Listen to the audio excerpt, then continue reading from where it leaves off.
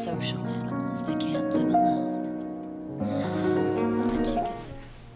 Hey guys, and welcome to another week of the TCG Scrubs podcast. As always, thanks to our patrons who make this all possible, as you saw their names at the front there. And also thanks to Happy Little Hug Factory. If you guys want to check out them, check out the link in the description below specifically, so they know that we sent you guys over. They have Force of Will singles, a Buylist for Force of Will, as well as sealed product and Caster Chronicles singles and such, which is pretty awesome to see. But yeah, so I'm here with Oscar. What's up? And the other guy. I'm the other guy. Still surviving that car accident. Yeah. Stop it. Every day gets better, right? It's all uphill from here, Joey. Every day is one more day of surviving, guys. So we have a couple pretty cool topics to talk about, plus a cool thing that if you guys missed, I assume a video we did or something announcing it. We'll sort of go into details about some of the behind-the-scenes stuff about it. But yeah, so we'll start at the beginning with this cluster's newest edition, which is the Time Spinning Witch. So we had already talked about the pre-release and different things like that, but we thought we would talk about both a draft we had this past weekend, as well as some issues and concerns and such with the set. So where do you want to start, Oscar? Let's start with the, I guess, the print issues. The issues we've had with the set, which to me was the print issues. We finally got our booster boxes. The only thing we had went by last time was the draft, pre-release itself. Now that we've gotten our boxes in and we've gone through them, you know, we see a little bit more what's going on. And stuff that hasn't happened to us necessarily that we've seen is some people's QR code cards are missing the QR spot. And then some people have commons that are just completely blank, just a white card, which is pretty neat because you flip it over, so that's a Force of Will logo on the back, the way a card normally would. That's a great proxy card. It really is. It was funny because the guy posted it, and there's all these people like, "Oh, I want that," and I was like, "I want that too." Yeah, it's just a cool card to have. But so those two things. What else is there? You know, some discoloration, chipping on the sides. Yeah, I've mentioned it before, but I seem to be the only one who always talks about it. Like, we opened 2 boxes each, and when you're done, your hands feel dusty and chalky afterwards. So it's weird. And I'm pretty sure grimy. I'm pretty sure it's toner. I'm guessing the seal isn't like 100%. So either that toner's not sealed all the way and we're getting that feeling of it, or whatever they're using to laminate over it, which is called fuser web, is not, like, it's a cheap one. That would make sense, the thing you said about toner, because I noticed that the print quality looks very similar to second print runs that we've noticed, where it's this very faded looking black. Mm-hmm. The blacks and whites specifically aren't and there's not vibrant colors. It's just very low print quality, and I noticed it was very similar on certain cards on this, and that would make sense if the toner wasn't sealed, which would give you the grimy feel, but also make it so that the overall coloration sort of looks faded, as if it's been being rubbed against or something. So it's whatever that fuser they're using is probably a cheap one. Yeah. And you also were getting upside down and backwards cards? Yeah. It was always the full art slot. That was like that. No matter what it was. There's always commons and uncommons, though, right? It wasn't never a textured? No. I think there was a textured one that was like that. We'll have to look at the video again. It was like Patreon only. Like if he's opening a pack, you're like card, and then there's a card that's backwards and upside down, so you're like, zoom. Oh, yeah. You just see the back of a Force of Will card after you've seen the fronts of all the other ones. And like I'd grabbed, after we opened our booster boxes, I'd grabbed like a stack of cards and went, made them all nice and straight. And when you look at this, when I looked at the side of mine, I just see ... And if you go through and look at each of those dots, it's a tiny little nick on the corner of the card, on the side of the cards. And I just had a little stack like this. I don't know how consistent it is, but I grabbed about that big of a stack, and there was like 6 or 7 nicks among those cards. And I was like, and I pulled a Rachel that had had a nick that was big enough that it was peeling the edge of it back. It was like a really bad one that was super obvious, and I was like, wow, I've never had this before. And there it was on like 8 cards, just like without even me researching it that much. So that was unfortunate. Yeah, that sounds like problems. But also the booster box. Not only is it back to the old one, which is really bad, I'm pretty sure it's worse quality than the old shitty ones.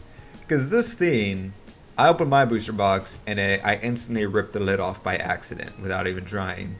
Which the other ones were at least durable enough that I messed with them. Like I still have all the MOA boxes and different things like that in my closet. None of them are ripped or anything. This one, I took it to our locals because in case anyone wanted to do trades.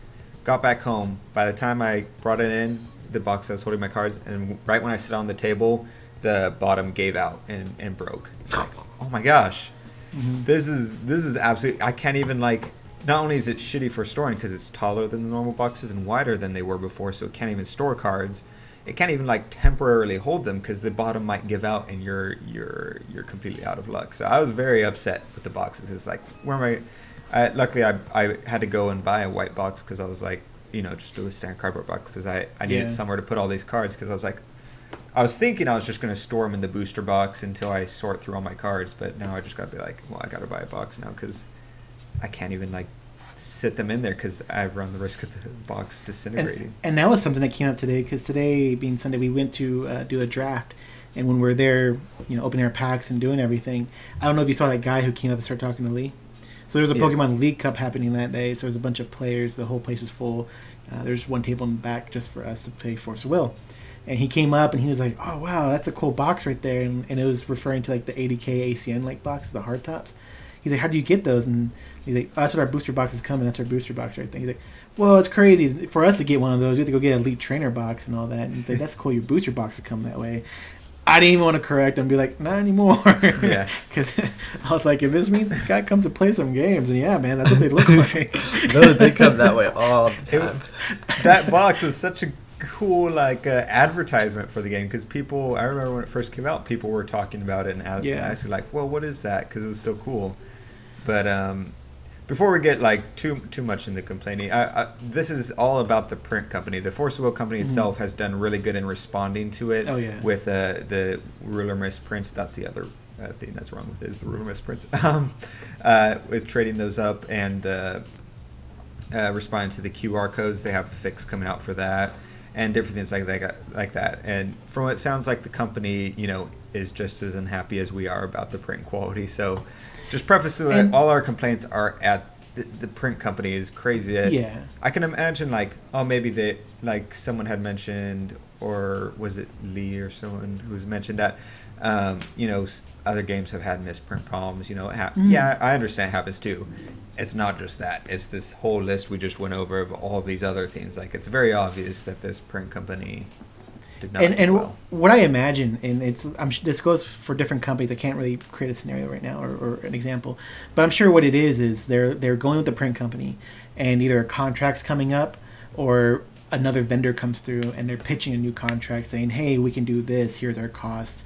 Here's what we can do. Here's some examples of stuff we've done in the past. Can we get your business?" And then they're like, "Yeah, we're going to save ourselves a few extra bucks, whatever, here and there." Signs new contract. Print run comes out, and they're like, "Oh," you know what I'm saying? That's what I'm imagining happened, to be honest. So hopefully there's a clause in it that can get out, or something gets fixed. Yeah, I hope it's fixed with the second print run. I was trying to find out if it would be, but I'm hoping that they either do a second print run that at minimum fixes the cards so that in the future when people go and buy this box, because this mail-in program for the rulers is a limited amount of time. It's going to end after, I think, when the new set comes out, the next set.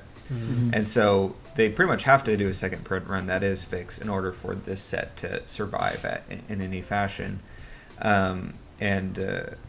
And hopefully the next set, R4, they go back to their normal stuff, the normal printer possibly, or better printer, their normal booster boxes. Hopefully everything resets back to how it should have been. This is just an anomaly of them, like you said, trying out a different printer, or maybe the printer they went to was busy with other stuff. It got backed up with other things, and they didn't want to miss their normal release dates. They're like, "Oh, not a big deal. We'll just do this other printer. What's the worst that could happen?" type of thing.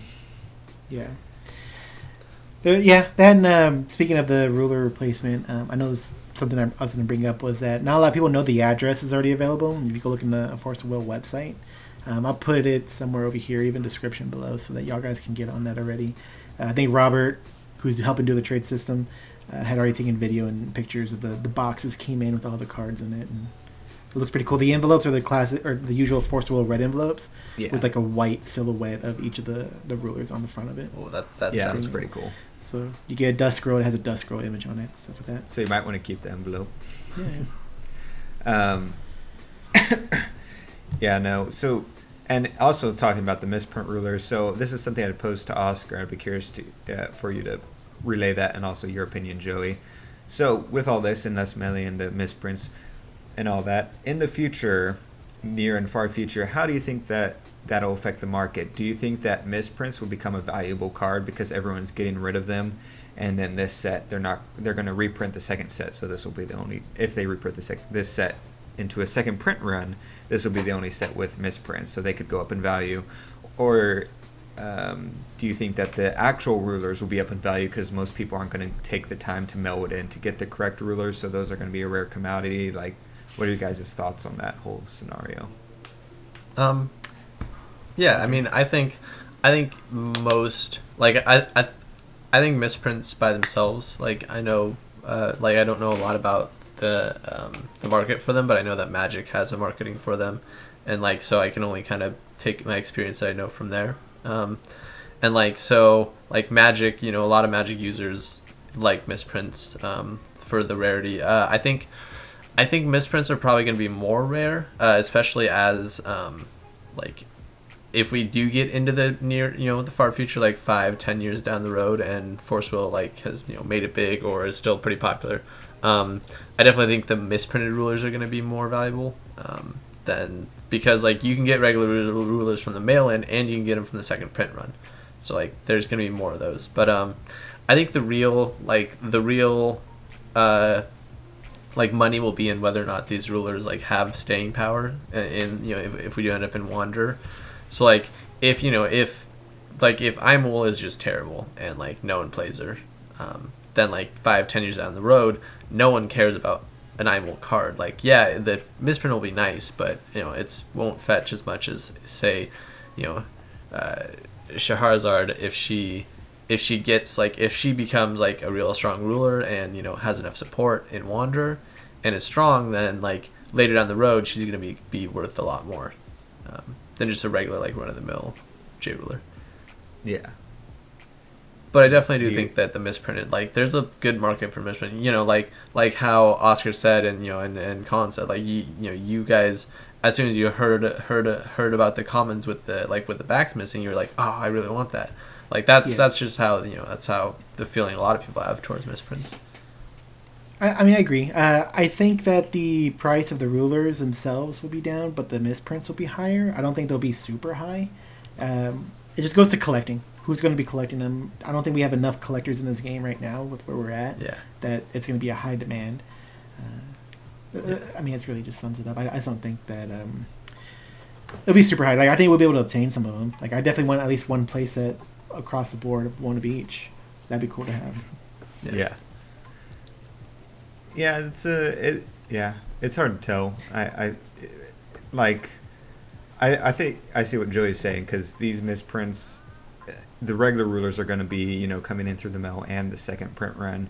So all that's going to be left over is people who held on to them, or people who are going to open them down the road of leftover first run boxes. So they could definitely have some value, especially if people do stuff like we were talking about, where we just play an actual game where both rulers, you use that misprint ruler as the actual gameplay.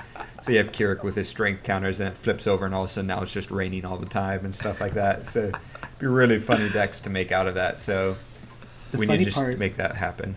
Funny part is, if I'm running Speaker and I have my extra deck, my Judgment, is my deck illegal? Yes. Oh, that's true. You when you Judgment, you auto lose. It's like, I give up. I'm gonna do Judgment. Oh, that's great. But yeah, so that's that. So we're gonna move on to something. Once again, I don't know if the video would have come out or not announcing this, but if you guys have tried to visit our website, tcgscrubs.com, you might have noticed there's a really picture of IU going, "Hi everybody, the site's gone right now," and it's because Oscar's been working on the website. Do you wanna? Oh my gosh, so much work. I wasn't ready for this. I thought it was gonna be super easy with like cookie cutter templates, throw them around, color them. The placement's great. Man, okay, so it's gonna look cool. It's gonna be a lot of work. I still have a lot of work to do. I started working on this technically Friday. It's now Sunday. There's still been work. I was up to like 4 last night after we played games doing it. Oh. So I've worked on it, stopped because I want to take a break, played games with the guys, and then went back to working on it before I went to bed. And then I got to work on it some more. So what it is majority of it is formatting. Going into this new website and changing all the things we did, we had to go back and reformat pretty much every single article we've written, which thankfully isn't a huge amount. I think it's under like 25. And then just setting up pages beyond that. It's just a lot of tedious work. And really cool. Real quick, I'll preface, or I just want before I forget, that this is all possible because of our patrons. Making a website, especially what Oscar just did, is not cheap. Not that we're paying Oscar, just the website itself is cheap. Is not cheap. The resources, yeah. So huge thanks to our patrons for making this happen. It's been in the works for a while of us trying to figure out all the logistics and all that. But yeah, if you want to continue. It's pretty much when this comes out, it should be up and going already. You can go check it out. One of the things that you will notice on the front page, I want to go ahead and advertise this now. You can get one of our shirts, should you choose to do so, on a link from the website. Pretty cool looking. Through Teespring, yeah. There you go. Teespring campaign. So it won't be forever. I think it's, 18 days or something like that. So about 15 probably from when the website actually goes up.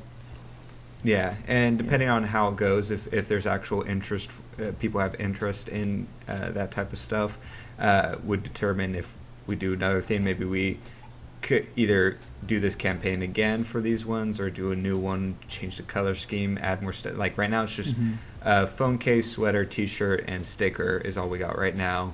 I wasn't sure the interest in like socks and stuff like that. I need me some TCG scrub socks. I know that. I wanted to add it on there just so I could order it, but I was like, I was having trouble getting it to look right, so I gave up on it. But so it was something that a couple of people had expressed interest in, and so we added on there, as well as through our patrons also can go there through a special link we gave them for a discount now. So in addition to the other patron stuff, you get discount. Speaking of which, before I forget, before we go on with more of the website, on Patreon I finally updated more so the different tiers so that they're more, it's a lot cleaner and more clear of what they do. I raised up what tiers do, so the very lowest $1 tier does a lot more now, and other tiers do as well. And I added another tier. When you join with that tier, you get either a t-shirt or a playmat with whatever color scheme you want mailed to you, and if you want, there can be like a special little note or something on it. And so just basically doing all this stuff, website, that Teespring, updating Patreon, and all that, bringing it into the 21st and 1/10th century. Yeah, disclaimer on the playmat part. You get any color you want except for red with a white logo. Just letting y'all know that right now. Also, what would be cool is seeing if we can set up maybe one day through Inked Gaming some sort of thing where you can order playmats through them. They have the logo ready to go, so just made to order. Because I know there's probably more expressed want for playmats over shirts, which I understand. We'll see if we can ever set something up like that and let y'all know through something like this, like a podcast or Colin's Forceful News. Yeah, like I was good. It's just an extra thing of like figuring out how to even set that up. But now with this updated website, it actually gives us this tools that it is something we could potentially set up if we work something out with him, making a link, that just takes you straight to a place where you can email or message to order it or some sort of circumstance like that. We have the ability to do that, but it depends if there's interest in it as well. So just let us know, in the comments or message us on here or Facebook or anything like that. And as well as what you guys think of this website, assuming that it's up, and any ideas you have that aren't immediately on there or things you like and don't like, things like that. But I think it looks pretty cool. I think so too. We'll also, me and Colin were talking about having a section, which is kind of there already, which is images from our leagues, but images from leagues that you guys go to, you as locals. Ooh, yeah, that'd be cool. We'll have an email set up. We'll figure it out. We can email us the photos you want to share, and they'll just go up on the website and a little scroll near the bottom. Yeah. People would check out how things are going just around the world. Even I know Sort of like people contacts from Greece and stuff. Yeah, just showcasing everything around the world, whether it's like you can scroll through these pictures to get an idea of whether you're just taking pictures of people playing, or maybe you guys did a thing where you have top 8 and you do that whole picture of you guys holding the play mats and stuff like that. It'd be cool to throw some of those up. And we can like put little text on the images to like say, hey, this was in this city in the US or this other country, so that if people see that image, they're like, oh wait, I didn't know there was a thing in my city, and it'll help bring sort of communities together. Also, please go ahead and just have permission to do the photos of people, because I don't want to put them up and then the email come through like, oh hey, my friends want to be on there, and I gotta go hunt it down and take it down again. Just want to make sure everything's good to go. What are your thoughts on the website, Joey? I like pretty much heard about this coming in like Friday. Like I hadn't heard anything about it. Have you seen it yet? Huh? Have you seen it yet? No, I haven't. Oh, you haven't? Well, I don't think I have access because it's. You do. Is it? He has is a it on the login, right? same? Yeah, he has a login. Yeah. Okay. Oh, another thing I want to mention while Joey figures out how to get there and so we can look at it. We're gonna have some guest articles show up soon. I had somebody message me on Twitter. If you guys have the same interest in whatever, you can feel free to message us any way you want. So we'll have some guest articles coming in, if it's deck profiles, his opinions on the meta and stuff like that. So those will be articles that show up soon, as well as what we're already doing between me and Colin. Nice. That sounds pretty cool. Yeah, I think I forgot my. It's I'll show you it in a second. Well, so But- the other thing is that I thought I was on a different site. So, moving on to our ruler of the week. We never went over the draft. Oh, yeah. I just have one thing that I want to express that I was super sad about today. I was so upset. So we did the draft. We played out the rounds. I ended up second place, right? I see Sharp Elder Lauren. She pulls out a banner with Shayla on it. I'm like, oh my gosh, there's a banner. I'm going to go check this out. So I go in closer. And so Lee gets first place. Lee gets a pick from anything he wants. He wants a banner. He wants one of the playmats. And I'm like talking to Lee, and he's like, I guess I go with one of the playmats. I'm not really into whoever that is on that banner. And I'm like, oh, you don't like Shayla? He's like, oh, that's Shayla? Oh, never mind. I'll take the banner. I'm like, no, that would have been my pick. Because I got second, and I ruined it for myself. I was so sad. I had to go with the freaking buy box playmat from this set.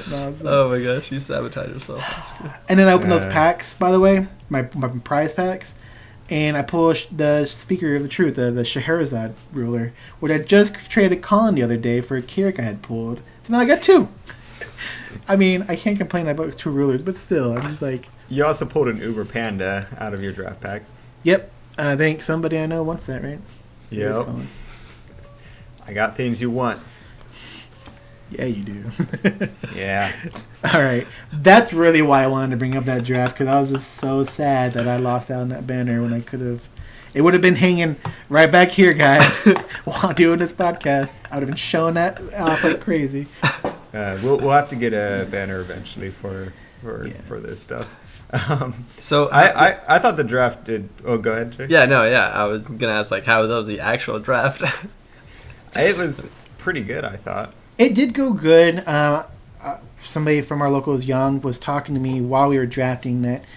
So we had heard, in past things where you draft 4 packs or you can draft, 5, and we ended up doing 6. And we didn't see anywhere in the full rules. I think it says to your discretion, whatever. Unless somebody knows otherwise, so let us know in the comments. Where we ended up doing full 6 packs. There were 7 of us total. It wasn't ideal, like Joey was saying, full 8. But we had a stack of 60 cards to go through, and he was like, this is a bit much. Like, we probably should have adjusted based on the way things are going. Like, in the future, we do like 5 or 4 packs going forward, because we need a little bit more difficulty in the way it went. Because I literally pulled every single blue card that ever came to me, and that's all I ran was a straight blue card deck with like 3 cards that were black. Yeah. Yeah, no, I thought that was weird. Like, we were opening packs, and after like the third one, I was like, I didn't even notice that there were 6 packs, and I noticed that I was like, this seems like excessive. Like, it's a 25 card deck. Why do I need 60 cards and have to siphon out that many cards? So I'm used to. I thought it was just going to be 4 packs. Which, real quick, Joey, I'm sorry. Yeah. We've never truly drafted before with the way this new set's been going. We had always drafted like from Battle for Ataraktia, which we had even then received 4 packs. It was a different story we had gone to. But anyways, yeah. Go ahead. Is it a 25 card deck minimum in draft? It is. Okay. It recently changed to 25. So probably, minimum, I think 4 or 5 boosters would be pretty decent. I do agree 6 is probably a bit much. Yeah. I would also say that we also did the one with 0. We drafted that twice, I think. Yeah, that was fun drafting that. I pulled 0. I win. Well, I like the way it's done now. Where it's like we only use the draft. Yeah, roll, exactly. So that's it. You pull a really cool. Either keep it, put it aside, or pass it on. But I found out that Rachel is really strong in this format. Oh, is she? Because well, with a smaller deck, being able to discard 3 cards off the top of their deck is really strong, and then her going through and dying and searching out a card. I only had 1 Rachel. I was able to play Rachel past her. I had a game where we were in turns, and it came to my turn, and I had Rachel on the field. I already played her and discarded top 3 cards at some point, and I didn't have enough damage to win. So I sat there and I was like, you know what I could do is I could try and deck him out. So what I did is before untapping, I destroyed my Rachel, searched my deck for the Relief Aid, put in my hand, untapped, tapped Relief Aid to put Rachel back into my hand, played her, discard top 3 cards of my deck, and I realized I didn't have the correct colors of will to do it. But if I had the correct colors, I was going to be able to destroy Rachel again, and then play her back onto the field with the 4-cost inverted card that was in my removed area, to discard another 3 cards for a total of 9 over 2 turns, which would have decked the opponent out, and I would have won that. But I didn't have the right colors. But still, within the limited format and only running 1 Rachel, that was the damage I was able to do was getting rid of a third of their deck almost and stuff. So that was really strong. And also Lorite. I had Lorite in my deck, which was also pretty strong. But I told Oscar, I was like, I finished that game and Oscar had seen it, and I was like, I did all that with 1 Rachel, Oscar. Can you imagine it constructed when I have 4, if someone has 4 Rachels, and especially 4 Rachels inside of a Lumia deck that they keep doing those effects? I was like, God, and then round 2 gets called and I'm playing Colin. Yeah. Right. No, Oscar saw that, and then they're like, all right, Oscar, you're playing Colin.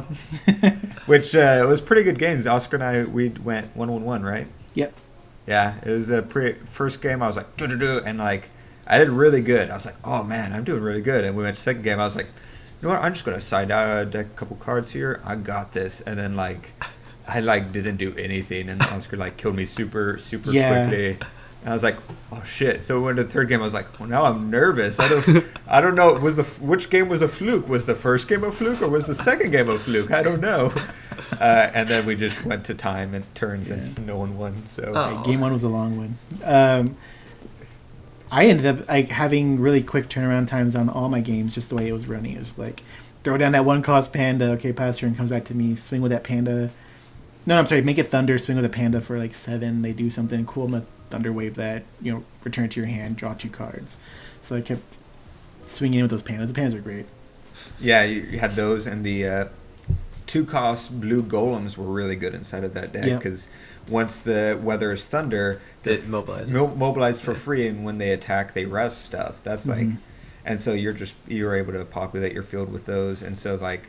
Once I realized that, I tried to do the 3-cost edition that removes a resonator from game and you can't play it anymore, so I targeted those because I was like, I think that's like your main part of your deck. I felt like those pandas were the main 2 parts, but like, yeah, that pandas was especially.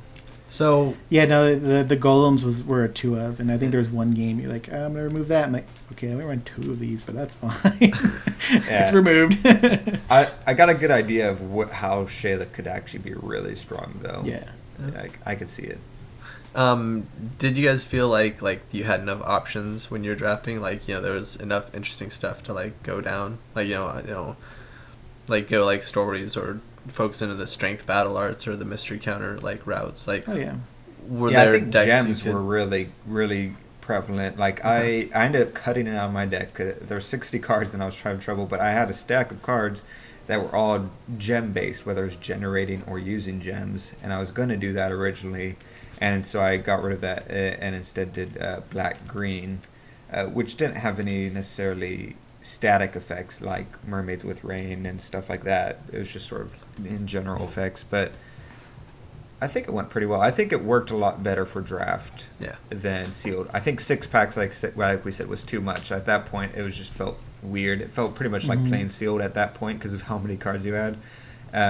But it, I liked it a lot better for draft than sealed personally. Yeah. I ran a 31 card deck, and I think in one of the games against Colin, he only got one Rachel out to take 3 cards out, and by the time the game ended, I only had 3 cards left. That's how much I went through my entire deck. Oh, that's true. Yeah, you're able to search for stuff in your deck. You have huge draw power, especially with the one that draws 2 cards. Thunder Call makes a Thunder draw card. Go to attacks, and I use the Thunder Wave, so I return something to your hand, draw 2 cards, and all this other stuff. It's just straight going through it. Yeah, that card is freaking... Yeah, that is a ridiculous card. The bounce a resonator and draw 2 cards for 2 cost. And I had 3 of them. Nobody wanted blue cards. It was amazing. Well, because I pulled the story was I pulled the story chant, the black green where you can banish resonator or cancel a spell. Yeah. Pulled that and I was like, all right, I'm doing black green. I like this card. And so I was doing black green, and then partway through I was like, all right, I keep passing up really good yellow cards. Okay, I'm going to do yellow also. So I did black, green, yellow. And by the end of it, I only had like a tiny stack of black and like a giant stack of yellow and then a medium stack of green at some point. I don't even remember drawing that many yellow, but somehow I got that many yellow cards. My draft story, guys, is I was like, all right, I remember reading stuff, got find a bomb. Boop, boop. Oh, hey, look, Dr. Mermaid. Oh, look, a panda. I'm already running blue. I guess I'm going to do that now. And I just went with blue from that point on. All right. Before we get too late in time, we'll go ahead and switch to the ruler of the week. But basically, summary of the draft. Any last things before we move into it? No, it was a lot of fun. I want to do it again. Definitely want to do like 4 or 5 packs, maybe 4. Let's do 4 packs this next one, and then just see how that goes. So yeah. Next one will be constructed, so I'm pretty excited to go in there with my Aimul deck.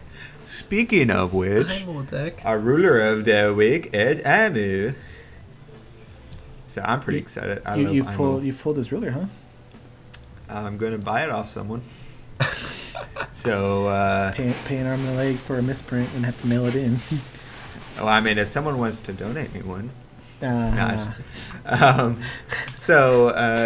doing something. That channel. All right, go on. So we're doing something a little bit different for this ruler of the week. We're going to be doing our normal one, which is a card that we think really goes with the deck that isn't part of the deck's actual meta type of thing. So, we usually will do if we're doing Scheherazade, we wouldn't choose any story chants or dolls because those are, it's a given what cards go in there and type of thing. So same thing with this. However, we're also going to do one of those cards that go with this deck just because the mechanic is so interesting. The invert cards cover such a wide variety of effects, and there's so many of them that you'll only run like maybe a third or half at most of the invert cards that are actually available in the market. So I thought it'd be cool to show both the invert card that we're looking at and the rando card that we think should go in the deck. Yeah. So yeah, we'll start by going through the invert cards for each of us. And then after we're done with that, we'll go to the next one. Okay. Cool. Oscar? Joey goes first. Joey, ready? Oh, yeah, because Joey's complaining. I'm not complaining. We've always done it By this the way, way. I'm more pumped about my non-inverse card. Yeah, I don't know. The inverse cards... I'm pumped about both. The inverse cards I felt very meh about overall. I don't... I especially like watching Colin play the deck was interesting, but like I'm not a huge fan of the ones you have to deactivate to flip. So it feels like the front side is like less powerful just because it has that inverse side that it's just a bounce power. But one of the ones I really did like was one that didn't require you to deactivate or anything to get value off of it, and it was a pretty obvious one: Twin Blades of Hope and Despair. It's a two cost black white quick cast. Target resonator you control gains +6/+6, and target resonator your opponent controls gains -6/-6 until end of turn. Then remove this card inverted from the game. On the invert side is Sword of Fate. It's 2 white and 2 black. If this card moves to non-chase zone, flip it over. Play this card only from your removed area. Choose one, destroy target J/resonator, or put target resonator with total cost 5 or less from your graveyard into the field. So, basically, the reason I chose this card is it's probably one of the only inverse cards I would want to run in the deck, because it's like the most, like the value is insano. Like I love the front side because it's like a possible like 2-for-1 trade. Like if you buff your guy during combat and then -6/-6 something else on the field to kill it, like you simultaneously win you win your combat and then you kill something else. Like ideally they lose 2 resonators and you're up on value. So it's super value. You can save something. It's super versatile. You can kill something. You can kill something that's like 1200 like attack or defense I should say, like more than your resonators. So like if you have a Tama and you swing into something that has 1200 defense, you can just play this and your Tama will win that will win that fight. So like super versatile, possible like 2-for-1 trade. It's really low costed. It's pretty amazing. It's like super duper solid. And it's obviously like I think it's the best inverse card. And then on top of that value, you've got the flip side, which is like it's a regular chant, but you can just destroy something for four costs, which is a little pricey, but it's still not bad. It hits J/resonators, so you can kill like J rulers, which is amazing.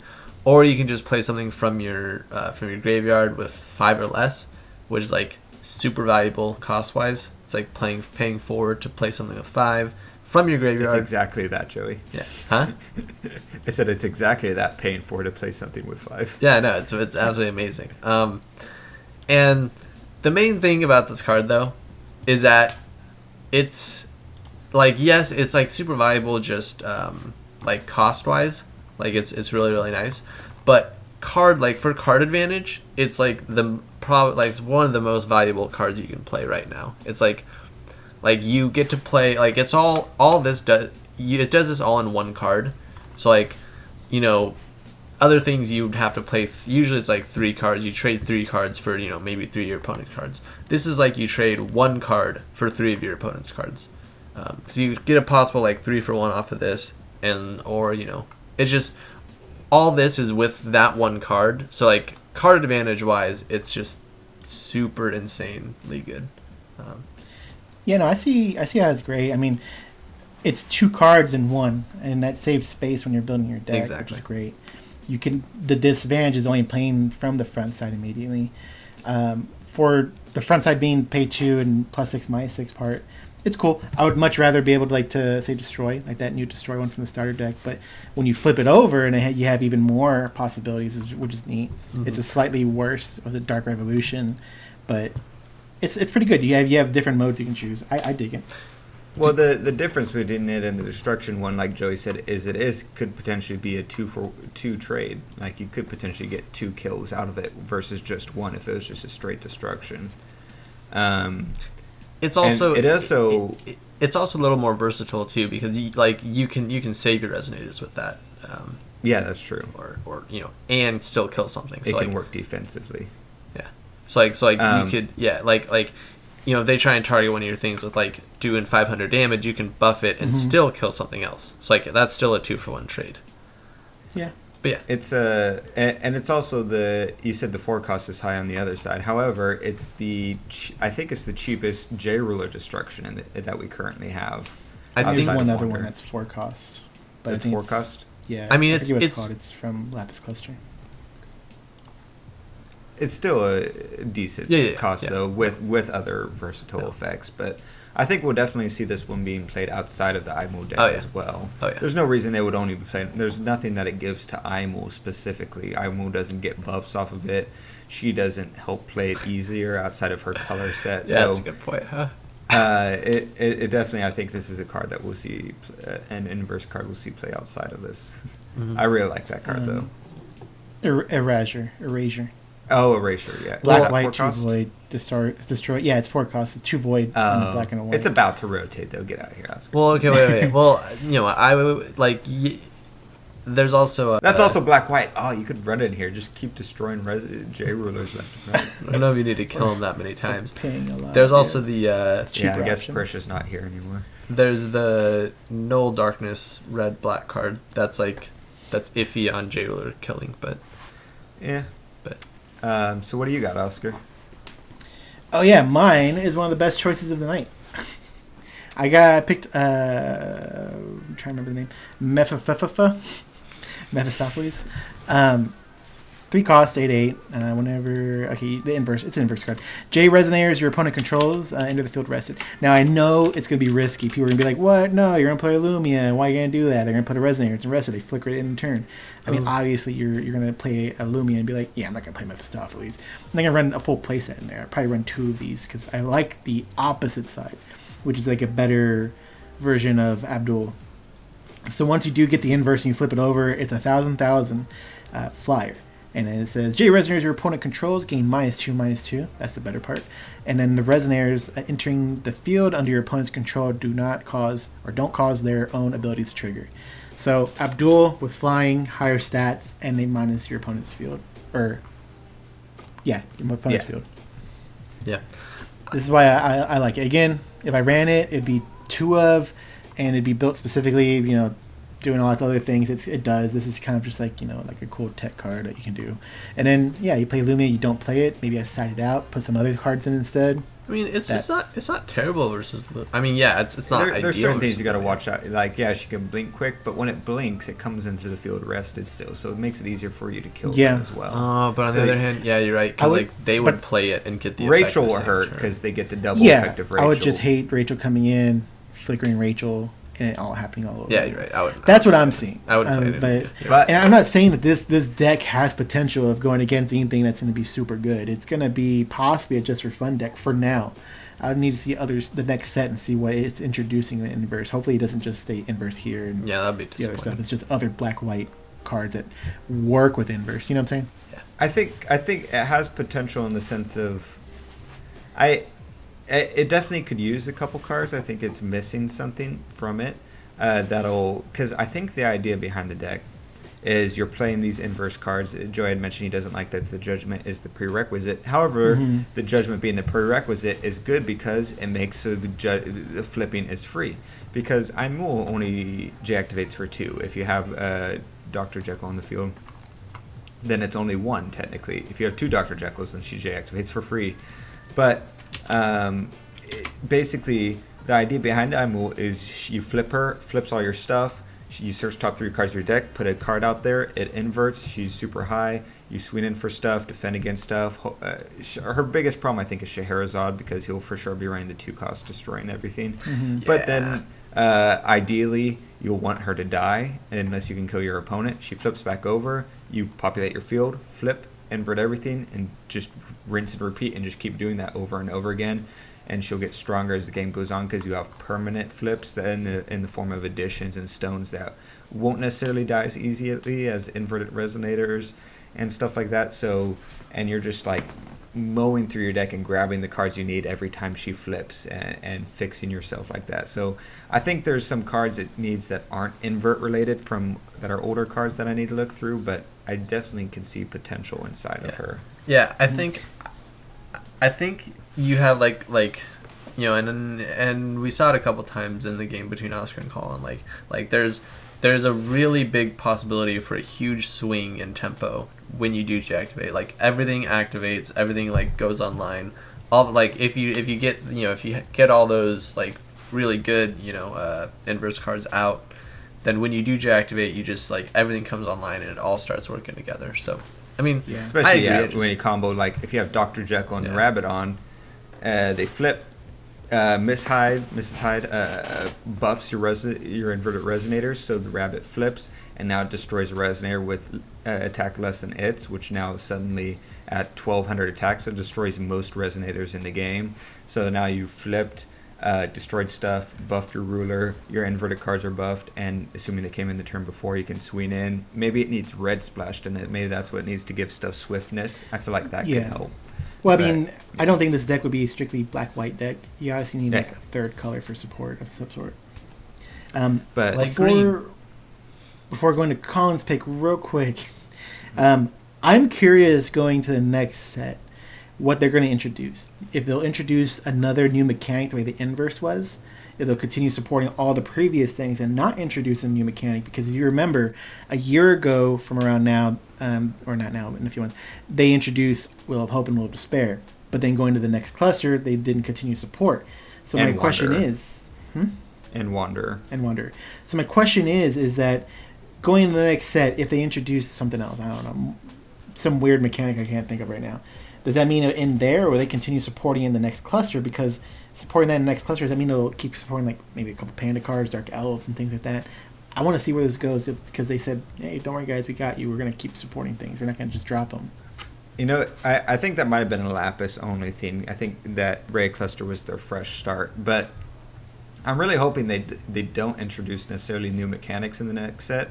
I'm hoping it's this big, like, almost celebration of all the previous mechanics. Maybe we get a ruler, like we were talking about, that folds open like Alhamat, and each different J activation has another effect, like the first side uses null, this next side uses inversion and stuff like that. Like just some sort of, it doesn't have to be good, but it's just like a super fun thing that's like, look at all the stuff that was introduced in this set. Super cool, and I'd be down for something like that. Yeah, I mean, I agree. It'd be great to just see this big, just melting pot of all the stuff we've seen, not necessarily anything new. So that way, when the new cluster comes out, it's like, oh, cool, blah blah blah. This other new stuff's coming in, and maybe there's just different types of inverse cards going forward, working in different ways. Yeah. So my card is... Can I guess? Can I guess? Can I guess? Oh, yeah. You could I'm probably gonna guess. I'm gonna guess Dr. Jekyll, Miss Hyde. Joey? He mentioned that, but I feel like it wasn't what he wanted to talk about. I'm gonna guess. Oh man, Joey's cheating. Look it up right now. I want to say it's gonna be the Sacred Night of Atonement. Wait, no. No, he already said it. All right, so Fine, yeah, I'll go. Sacred I'm Night. choosing, obviously, I don't know why they didn't choose this, Grim of the Crimson Moon. So, I here's thought the you thing liked with this the card. buff. There you go. This is a 3-cost 7/7 Fairy Tale Vampire with flying and barrier against light and darkness. So, instantly, just a 3-cost, you have the generic 7/7 stat, but flying and that barrier against those two colors is really decent just off the bat. When he plays, you can reveal Fairy Tales from your hand, and he gets buffed based on how many Fairy Tales you have in your hand. So if you have a bunch of Fairy Tales, either inside of your inverse deck, or if you're running him out in another deck, it could potentially be really strong. Also, every time he attacks, you put 2 mystery counters on your J ruler. So this also inserts into other rulers outside or in decks outside of this inverse, just to add to that versatility. And this plays into Joey's thing where he said he doesn't like how Judgment is a prerequisite for inverse. Well, this guy, whenever you do... oh, wait, no, never mind. He Yeah, does he have a definitely needs to be. prerequisite. No, I was thinking of another card. But you do Judgment and you flip him. However, this guy, when he flips... he becomes Grim, Hope of the Future, which is a 1,000 fairy tale human. So that fairy tale / human works into, if you guys have ever seen me play my fairy tale decks or anything like that, fairy tale and humans get buffs, usually simultaneously, which is cool.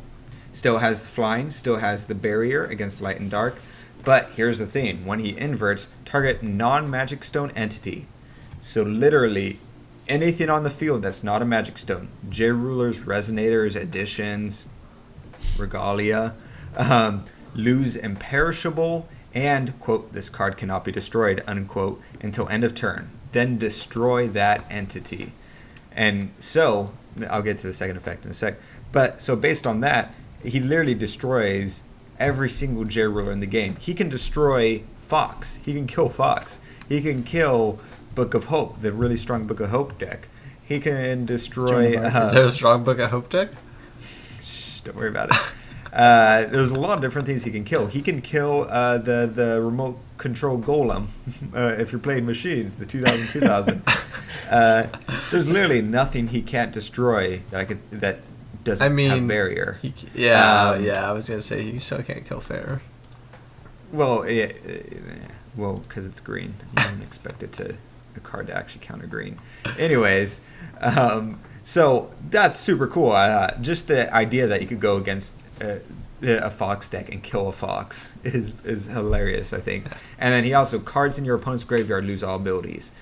So now suddenly that elf card in Fairy decks can't be bounced back out. Suddenly cards with Remnant can't be used. Suddenly cards with other effects that I totally am blanking on can't be used. He renders your graveyard useless, which is pretty awesome. Useless. Oh, you can't bounce Lorelite back into your hand. Yeah. So, yeah, I really like him. It's such a good counter for multiple things, both with the graveyard and the destruction, and having the flying in barrier being able to be a decent threat on the board onto his own. I think he's a great card. Yeah, I agree. Yeah, I won't argue. Yeah, I thought I thought the Yeah, it card really is. that I'm- I chose flipped into this guy, but I think I'm more okay. interested to see this work in a Rhea deck. Yeah, Just the see, counters. that's the only thing I'm iffy about. Like, is that the mystery counter generation is really awkward on him if you play him in Aimul. Not necessarily, because there's other cards, there's other inverse cards that work off of mystery counters, and there's cards that are black that could work inside of Aimul deck that work with mystery counters. And since she passively runs black and yellow anyways, I think she can run a lot of these mystery counter chants and possibly resonators inside of her deck rather flawlessly. So this just helps with the generation without going out of your way for the generation, because you want to run this card anyways.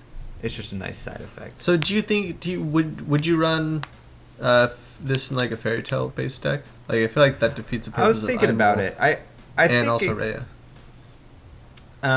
I don't know anything about Rhea, but Fairy Tale deck, it definitely has potential inside of a Fairy Tale deck, because Fairy Tales my Fairy Tale deck specifically, have trouble with destroying things like J-Rulers. So having this in there, plus it being a 7/7, it'd probably be a lot stronger than a 7. Yeah, exactly. Because it's Fairy Tale deck, and flipping over, keeping those counters, so it's 1,000 with however many counters, and then being able to be buffed by the thousands of buffs that are warranted for fairy tales and humans, such as Grimm, the king of the fairy tales and stuff like that, gives it a lot of potential inside of the deck. So it's something I would consider slotting in if I still was going to run Milliam post the Yeah. Like I'm thinking just a 3 cost. Like if he gets to 10/10, like that's really valuable. Well, especially running it with the Vindgolf card Grimm that makes every single resonator in your entire deck a fairy tale. So all you have to do is just reveal every resonator in your hand, and he gets those buffs. Interesting. But yeah, let's move on to the normal cards. We start with Joey. Yeah.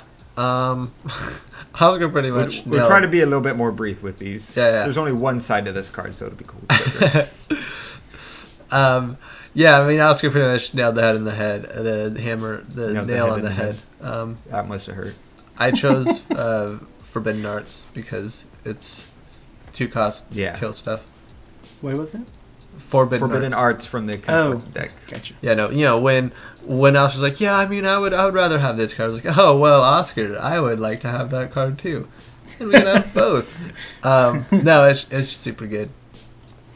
It's stoning to death with, like, these colors aren't even that restrictive either. So, yeah, that's it. Yeah. I mean, come on, like who doesn't want to run 2 cost destroy stuff, and like stoning to death. It's basically a stone death, especially inside of an Aimul deck. You'll always have those colors. So by it, stoning to death was nice because you're running the black anyway, so it's 2 cost destroy. You're running the black and yellow anyway, so it's just by default a 2 cost destroy. You don't ever have to worry about not having the will for it. So yeah, I realize it's like a pretty easy lob, but it's the best card. Well, I mean, you kind of have to worry about the will appropriate. Like if you had 2 black will, you can't cast it. That was what was great about Stony Death. It was Black Void, cast it. Stony Death was double black, wasn't Was it? I thought it was Black Void. it? No, it was double black. No, it was freaking broken. More broken. I thought, I don't think Void Black was that big of a deal. Like if it was cost that way, you're right, Black. I don't think it'd be that much broken. All right, rewind. Yeah, Joe, you're right. I'm gonna go to mine. I cast quite a lot of Stony to Deaths. Yeah. You know what's weird looking at Stony to Death? You have the original bingo version, and it's like black in the top left corner, and you have the original version from the set, it's black in the top right hand corner. Oh, what? It's just weird how they shifted it over. Anyways, the card I was going to pick is one I've been using a lot lately in a lot of the decks I build, and it's going to be probably a lot going forward from here. I just like the way it works. Is it Severing Winds? No. It's a newer card. But like my focus is in most of my decks has lately been blue, and then before that was like running black, and a lot of times I run black blue, and sometimes green because it's necessary. But Spider's Web. Oh yeah. I really like Spider's Web. I had always only played it. Well, I played it with the IU originally because that's it's a great card to recover a Resonator from your graveyard. But what I didn't realize is just the other parts of it that made it great, which is the -6, -3. Like playing Joey in his last game. Yeah, I went ahead and -6, -3 certain things he had. The fact that I hit the J/Resonator was great. I didn't realize when playing him, and you'll see in the video, I should have hit his Dusk Girl with their or Scarlet, whatever her name is. Yeah. Which would have just straight killed her, right? Because she has Yeah. defense. Yeah. Which was dumb of me. But anyways, I spent it on one of his Resonators that turn. But I like her. I mean, I like this card. It has Ray on it, so I said her. But I don't know. I think this is a great card if you're ever doing a deck that just runs a little bit of black and you're throwing some stuff especially if you're gonna go call and mention slotting in mystery counters, like this would be a good one for that. Great way to grab those Mephistopheles or Grim Yeah, exactly. cards. No, it's I'd super find a good. graveyard. It's definitely like I definitely underestimated it, but after like playing it for a couple times, it's you start to really value it. It's like Oh yeah, it was an expensive destruction, especially with the risk of Severing Winds. But like I hit Joey's Resonator with it, -6, -3, and then he was okay with it passing turn. But I was like, nope, response to turn. I'll go ahead and what's it called? The Blade one. True Blade for 5. Spirit. True Blade. Wins. I don't know. Yeah. Yeah, which was nice. Yeah. Be able to destroy something. Yeah, no, it's it also like blanks out a lot of like aggro attacks. I was trying to swing in with like Freylas and stuff, and it's like, well, the attack pretty much didn't happen. But yeah, no, it's solid. I like it, and like it kills a lot of low cost stuff. Yeah, no, that's an interesting pick. I like it. Colin's like, let me just change mine. So mine was Forbidden Arts. So my idea here, so this might bear with me. So I mentioned how Fairy Tales could be pretty interesting, and that one my Grim is really good, especially for destroying. But sometimes you're like, man, I really want to destroy that J Ruler, but I don't have my Grim in hand. Where is it? I wish I could have it. And then you put the Grim in the field, and you're like, man, or maybe you have the Grim and you put it in the field, and you're like, man, I wish I had more Fairy Tales in my hand to buff this. So I got just the card for you, if those were your concerns. So I have Light Dress Cinderella. So this was the starter deck card from Lapis Cluster. It's a 2-cost, 4/4, 2 yellow, Fairy Tale. So it's got the Fairy Tale effect for him. Whenever it deals damage to your opponent, you get to search your deck for a Fairy Tale Resonator, reveal it, and put it into your hand, then shuffle your deck. So that searches out Grim, for example, as well as some other Fairy Tales that you can run inside this deck. You can also rest or recover Resonator control, and this card will gain flying till end of turn. So that helps with getting that damage in order to activate that search function. So it's a 2-cost 4/4. The 4/4 stat, obviously isn't that great. However, 2 yellow, you're able to throw it into the field. You're able to have a mechanism to give it flying, and when you hit your opponent, you get to pull out Grim into your hand or some other Fairy Tale card. Or when you play Grim, you reveal this from your hand to get that counter on him and so forth. So yeah, I think this could be a pretty interesting card inside of an Aimul deck. Yeah, I think so. I think it's interesting that when you look at TCG players, she's going for 25 cents. The promo's going for 6. Really? Go get those promos, guys. I'm gonna go get those right now as soon as I'm recording. Happy Valentine's Day promos. I'm not a. I don't know if I like this card. It just Why don't you like it? It seems way too like fragile, and like I don't even think you're ever gonna hit your opponent with this. Like I don't know. I don't like this card. I So like. Joey's a hater. I like the idea of fairy tales. I think like Yeah. I think if you're gonna like I personally like the when you played Pandora, and like I feel like she takes up like her Pandora's 2-slot spot. It's like I'd rather just play Pandora and get your dice rolling online if you're doing that way. I find it also useful if you're doing black white deck and this is in there, and you're gonna do like a third support color. Like why not do green for a couple of the cancels, and then green because you can do farthest search and just find the resonator you need right away. Because that's super annoying. Or like, yeah. Or like, I was like, no, I don't want to be Moonbeam cool. Butterfly. Like, I would rather play I wanna be Moonbeam Butterfly okay. than this card. You get like Moonbeam Butterfly Grim out. Mm-hmm. I think that's not bad at all. You But know yeah. what I want to do is in Wander make a deck that has invert and shift cards in it, and just like be flipping stuff all day long. And I'll call that deck Flippy Flip. That'd be great. Don't forget, guys, always call them flippy flips from this point on. Yeah. What would shift cards be? If invert cards are flippy flips, shift cards would be like flippy flops or something like that.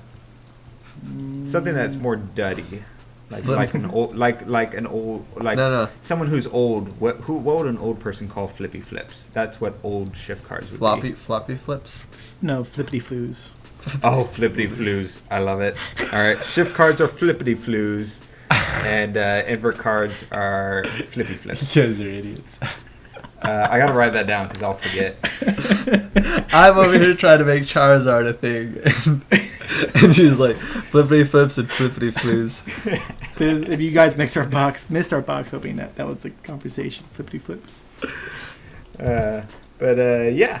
So I think that's about everything. Do you guys have any closing thoughts? Yeah. I No, go wanted ahead, to Joey. point out that I really like miscalculation. In this deck Miscalculation's also. great. Yeah, that's a super. I was playing that, and I kept like thinking like, man, this doesn't seem fair. 1 cost quick cast that just destroys any resonator that doesn't have barrier. Well, That's wrong. it's destroy attack and resonator, but yeah, that's like it's like anything that's gonna attack eventually. it's like Zero's Magic Light. Yeah, exactly. It's nice because now I don't have to run Zero's Magic Light because the 2 cost was always a little bit high outside of Zero herself. Yeah, you can take out blockers, but like I agree, like miscalculation is super good. Yeah. Yeah. Blockers So- were right.